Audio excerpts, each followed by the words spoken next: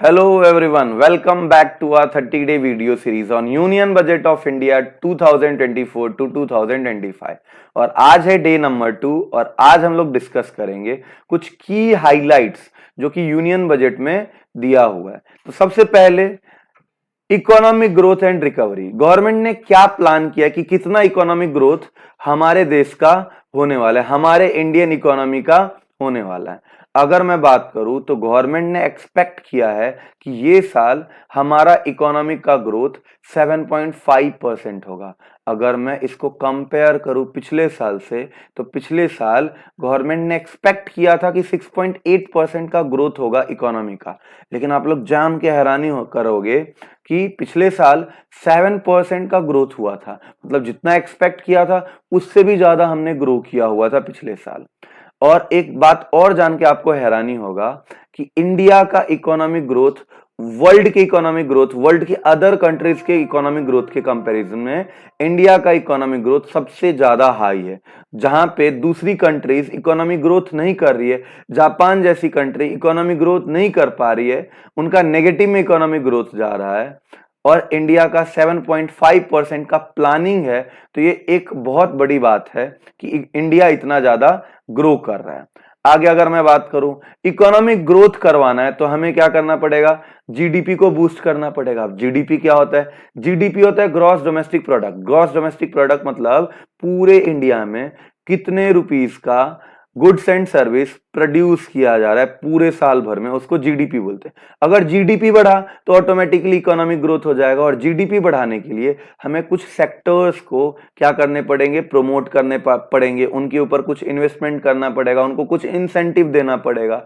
तो वो कौन से सेक्टर रहेंगे? जो सेक्टर के अंदर पोटेंशियल है ग्रो करने का, उन सेक्टर्स को गवर्नमेंट क्या करेगी, इंसेंटिव्स देगी, इन्वेस्टमेंट करेगी, प्रमोट करेगी। ये सारी काम गवर्नमेंट करेगी उन सारे सेक्टर्स को। अगर इंडिया की बात करें तो एमएसएमई सेक्टर हो गया, कॉटेज सेक्टर हो गया, ये सारे सेक्टर्स क्या हो गए, ये सारे सेक्टर्स के अंदर पोटेंशियल है ग्रो करने का और अगर ये ग्रो करेगी तो जीडीपी में इंडिया को कंट्रीब्यूट करके भी देगी।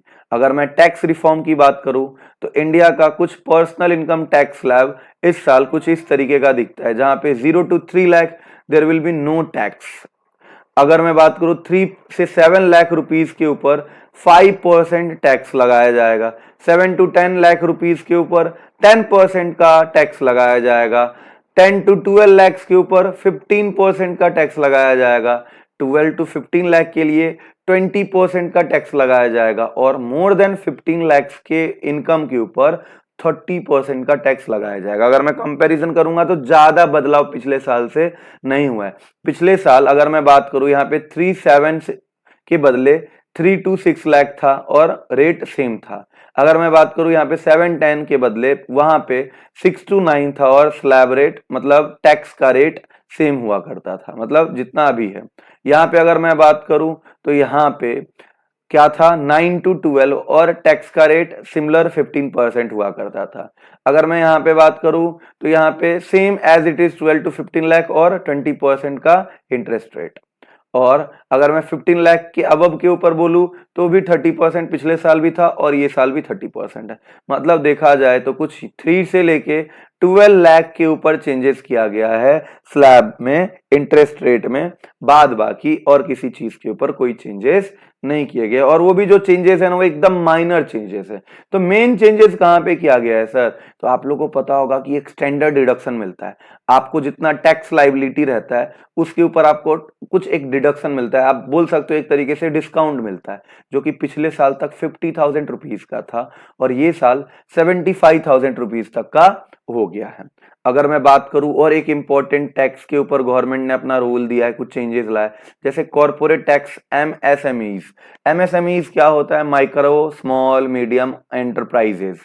इसके ऊपर गवर्नमेंट ने टैक्स क्या किया है, कम कर दिया है। पिछले साल तक ये 18% तक हुआ करता था और अभी ये 15% तक हो गया। अगर मैं आगे बात करूं तो इंफ्रास्ट्रक्चर डेवलपमेंट के ऊपर गवर्नमेंट ने तो इस बार भर भर के अपने पैसे लुटाने का प्लानिंग किया हुआ है। गवर्नमेंट ने ये प्लान किया है कि अराउंड 11 लाख रुपए, 11 लाख करोड़ रुपए के ऊपर गवर्नमेंट कुछ एस्टिमेट कर रही है कि एक्सपेंडिचर करेगी इंफ्रास्ट्रक्चर के ऊपर। और आपको जान के ये हैरानी होगा कि जो ये अमाउंट है, इससे पहले एक भी बजट में इतने ज्यादा अमाउंट का एक्सपेंडिचर इंफ्रास्ट्रक्चर के ऊपर प्लान नहीं किया गया था। लेकिन ये साल गवर्नमेंट का प्लान है कि इंफ्रास्ट्रक्चर को वो डेवलप करके रखेगी और 11 लाख करोड़ रुपए का उन्होंने एलोकेट किया। अगर मैं बात करूं टोटल एक्सपेंडिचर जो है गवर्नमेंट का पूरे साल तक, उन्होंने एस्टिमेट किया अराउंड 48 लाख करोड़। 48 लाख करोड़ में से 11 लाख करोड़ तो बस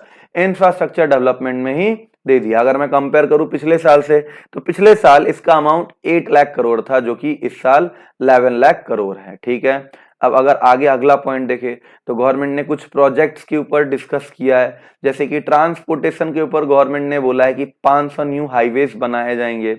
एनर्जी के ऊपर गवर्नमेंट ने बोला है कि अराउंड 50 न्यू सोलर पार्क्स बनाया जाएगा, जहां से इलेक्ट्रिसिटी जनरेट होगा और वो इलेक्ट्रिसिटी सस्टेनेबल भी होगा और रिन्यूएबल भी होगा। अर्बन डेवलपमेंट के ऊपर गवर्नमेंट ने स्मार्ट सिटीज बनाने का इनिशिएटिव लिया है, तो इन सब चीजों के ऊपर गवर्नमेंट खर्चा करेगी ये साल। आगे गवर्नमेंट ने क्या किया है, सस्टेनेबल और ग्रीन इंफ्रास्ट्रक्चर के ऊपर ज्यादा इंपॉर्टेंस दिया हुआ है कि ग्रीन इंफ्रास्ट्रक्चर और सस्टेनेबल इंफ्रास्ट्रक्चर को डेवलप किया जाएगा। सस्टेनेबल और ग्रीन इंफ्रास्ट्रक्चर बेसिकली वही होता है जहां पे रिसोर्स का वेस्टेज नहीं होता है और फ्यूचर के लिए रिसोर्स हमारे पास बचे रहते हैं ग्रीन इंफ्रास्ट्रक्चर और सस्टेनेबल इंफ्रास्ट्रक्चर में। तो उसी चीज के ऊपर गवर्नमेंट ने ज्यादा से ज्यादा ध्यान दिया हुआ है और government 1 lakh crore green energy project के ऊपर खर्चा कर रही है ये साल। अगर मैं पिछले साल से कंपेयर करूं तो 80,000 करोड़ रुपया ही बस गवर्नमेंट खर्चा कर रही थी और ये साल 1 लाख करोड़ रुपए खर्चा कर रही है। अगर मैं हेल्थ केयर और एजुकेशन के ऊपर बात करूं तो गवर्नमेंट हेल्थ केयर के ऊपर इस साल 2 लाख करोड़ रुपए का अलोकेशन किया हुआ है और इसमें गवर्नमेंट प्राइमरी और प्रिवेंटिव केयर के ऊपर ध्यान दिया है। प्राइमरी केयर मतलब प्राथमिक चिकित्सालय। अगर मैं प्राथमिक चिकित्सालय के मतलब बोलूं कि नॉर्मल जो रहते हैं ना, जैसे फीवर, डेंगू, मलेरिया, ये सब प्राइमरी आपका जो है हेल्थ केयर फैसिलिटी होता है। या फिर किसी को चोट लगे, हल्का फुल्का कट फुट गया, थोड़ा बहुत हल्का फुल्का जो मेजर कुछ ज्यादा जानलेवा नहीं होता है, उसको प्राइमरी हेल्थ सेक्टर बोलते हैं। तो उसके ऊपर गवर्नमेंट ने बोला है, फोकस किया है। प्रिवेंटिव केयर, जैसे अगर मलेरिया हो रहा है, मलेरिया होने से पहले ही उसको प्रिवेंट किया जाए, प्रिवेंट किया मतलब पहले ही रोक दिया जाए, इस सारी चीजों के ऊपर गवर्नमेंट ने कुछ इस साल ध्यान दिया हुआ है। कुछ न्यू इनिशिएटिव लिए गए हैं गवर्नमेंट के द्वारा, जहां पे मेडिकल इंफ्रास्ट्रक्चर बनाया जाएगा और मेडिकल इंफ्रास्ट्रक्चर में लगभग 10 न्यू एम्स बनाए जाएंगे और 500 रूरल एरिया में रूरल हेल्थ सेंटर्स बनाया जाएगा। अब गवर्नमेंट ने अब हेल्थ केयर के ऊपर बात कर लिया, अभी हम लोग एजुकेशन के ऊपर बात करते हैं। गवर्नमेंट ने ये साल अराउंड 1.26 लाख करोड़ रुपीस का अलोकेशन किया हुआ है डिजिटल लर्निंग और स्किल डेवलपमेंट प्रोग्राम। इस साल ना गवर्नमेंट स्किल डेवलपमेंट प्रोग्राम के ऊपर ना कूट कूट के ध्यान दे रही है। देख रहे हो 1.26 लाख करोड़ रुपीस इसके ऊपर खर्चा करने के लिए गवर्नमेंट तैयार है और इससे एम्प्लॉयमेंट जनरेट करने के ऊपर ध्यान गवर्नमेंट दे रही है। एग्रीकल्चर सपोर्ट में आपको पता है एग्रीकल्चर मतलब फार्मर्स को क्या मिलता है, सब्सिडीज मिलता है। इस साल लगभग 1 लाख करोड़ रुपए का सब्सिडी मिलेगा फार्मर्स लोगों को। और अगर मैं बात करूं इरिगेशन और रूरल डेवलपमेंट के लिए जो है so government around 50,000 crore rupees का अलॉटमेंट कर रही है। और अगर और मैं बात करूं तो कुछ पॉलिसीज जो सपोर्ट करेंगे डाइवर्सिफिकेशन। अब सर डाइवर्सिफिकेशन क्या होता है, मतलब ट्रेडिशनल वे में जो काम करते हैं उसको हम लोग नए वे में काम करेंगे, नए क्रॉप्स लगाएंगे, उसको डाइवर्सिफिकेशन बोलते हैं।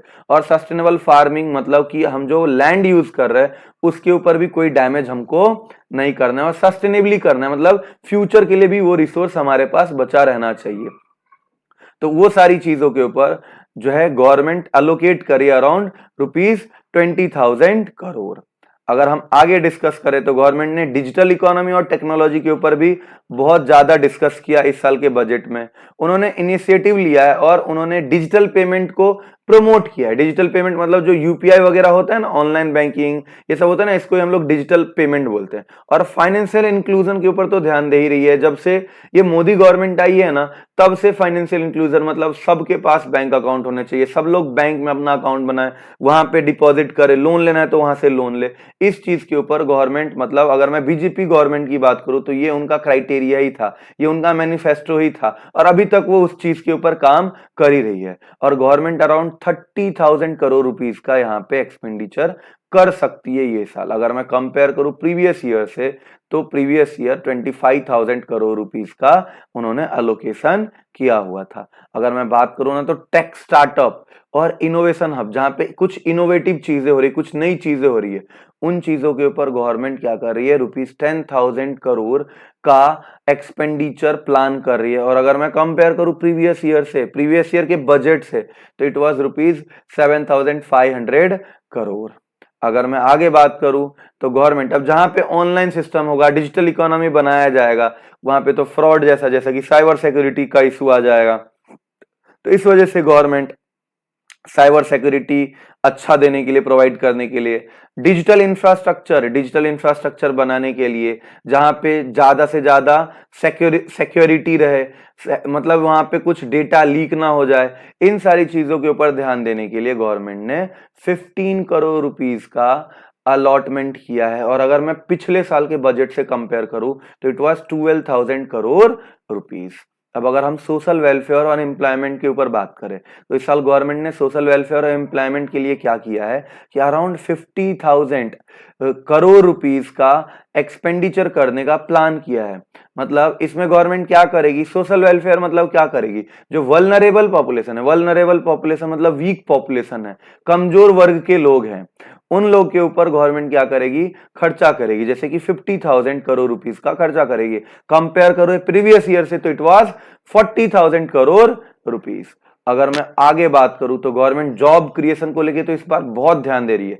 जॉब क्रिएशन, एम्प्लॉयमेंट जनरेट करना। जैसे आपको पता होगा कि इस बार बीजेपी गवर्नमेंट हमारे लोकसभा का चेयर के ऊपर आई है, और अगर मैं हम बात करें तो जो अपोजिशन है वो हर बार यही मुद्दा उठाती है, अनएम्प्लॉयमेंट, बेरोजगारी, जॉब क्रिएट नहीं करी है सरकार। तो इस वजह से इस बार बजट में ना जॉब क्रिएशन को लेके बहुत ज्यादा हल्ला बोल हो चुका है। और इस साल अराउंड ₹25,000 करोड़ गवर्नमेंट अलोकेट करी है जॉब क्रिएशन और एमएसएमईज जो होता है, मतलब माइक्रो स्मॉल मीडियम एंटरप्राइज के ऊपर जो है एंटरप्रेन्योर सपोर्ट के लिए। ये सारी चीजें 20,000 करोड़ पिछले साल तक दिए जा रहे थे, इस साल 25,000 करोड़ रुपीस दिए जाएंगे, मतलब 5,000 से ये चीज भी बढ़ गया है। अगर मैं बात करूं तो अगर एम्प्लॉयमेंट जनरेट करना है तो आपके पास क्या होना चाहिए, स्किल होना चाहिए काम करने का। तो स्किल डेवलपमेंट प्रोग्राम के लिए गवर्नमेंट ने क्या किया है, एम्प्लॉयमेंट स्किल डेवलपमेंट प्रोग्राम अगर देगी गवर्नमेंट तो उससे क्या होगा, एम्प्लॉयबिलिटी इंक्रीज होगा। और इसके लिए गवर्नमेंट ने 20,000 करोड़ रुपीस का अलॉटमेंट किया। अगर मैं पिछले साल से कंपेयर करूं तो पिछले साल it was only ₹15,000 crore only. अगर इन्वायरमेंट सस्टेनेबिलिटी की बात करें तो गवर्नमेंट ने इन्वायरमेंट सस्टेनेबिलिटी के ऊपर भी ध्यान दिया है, और उसके ऊपर भी अराउंड 1 लाख करोड़ रुपीस का इन्वेस्टमेंट करने का प्लान किया है, एक्सपेंडिचर करने का प्लान किया। अगर मैं इसको कंपेयर करूं प्रीवियस ईयर से तो it was 80,000 crore rupees only. और इसमें नॉर्मली रिन्यूएबल एनर्जी के ऊपर ज्यादा ध्यान दिया जा रहा है, जिससे कि रिन्यूएबल एनर्जी जो कि कभी खत्म ना हो, ऐसा एनर्जी, और वेस्टेज कम से कम करके दे रिन्यूएबल एनर्जी, इसके ऊपर गवर्नमेंट ज्यादा से ज्यादा ध्यान दे रही है। उसके ऊपर नॉर्मली क्या करेगी, जैसे हमने देखा था ना वहां पे इंफ्रास्ट्रक्चर डेवलपमेंट में सोलर पार्क्स बना रही है, तो यही सारी चीजें यहाँ पे की जाएगी इन्वायरमेंट को प्रोटेक्ट करने के लिए। आगे अगर मैं बताऊं तो कुछ पॉलिसीज बना रही है जिससे कि कार्बन एमिशन कम हो जाए। आपको पता होना चाहिए कि कार्बन एमिशन अगर होता है तो उस सिचुएशन में हमारा ओजोन लेयर डिप्लीट करता है और हमारे इन्वायरमेंट के ऊपर बहुत ज्यादा गंदा प्रभाव आता है। आपको पता होगा ओजोन लेयर डिप्लीट करता है तो ग्रीन हाउस इफेक्ट होता है, ग्रीन हाउस इफेक्ट होता है तो टेम्परेचर बढ़ जाता है, टेम्परेचर बढ़ जाता है तो ग्लेशियर कम हो जाता है, ग्लेशियर कम हो जाता है तो ओशियन का वाटर लेवल बढ़ जाता है, ओशियन वाटर लेवल बढ़ जाता है तो जो आइलैंड्स है वो नीचे चले जाते हैं। तो बेसिकली कहने का मतलब है इसी वजह से गवर्नमेंट ने कार्बन एमिशन के ऊपर कुछ ऐसा प्रोग्राम पॉलिसीज बनाया है जिससे कि कार्बन एमिशन को कम से कम कर दिया जाए, और इसके ऊपर गवर्नमेंट ने ₹50,000 करोड़ रुपीस का इन्वेस्टमेंट किया है। और अगर मैं कंपेयर करूं प्रीवियस ईयर से तो it was only 40,000 crore rupees in previous year. अब आखिरी पॉइंट अगर मैं देखूं तो supports for conservation and sustainable resource management. Conservation का मतलब प्रोटेक्ट करके रखना है, सस्टेनेबल रिसोर्स का मतलब क्या होता है, इस तरीके से प्रोटेक्ट करना है कि फ्यूचर के लोगों को वो रिसोर्स मिल सके, तो मैनेज करना है एक तरीके से। और इसमें गवर्नमेंट अराउंड ₹30,000 खर्चा करने का प्लान कर रही है। अगर मैं कंपेयर करूं प्रीवियस ईयर से तो इट वाज ₹25,000 करोड़। इसी के साथ आज का हमारा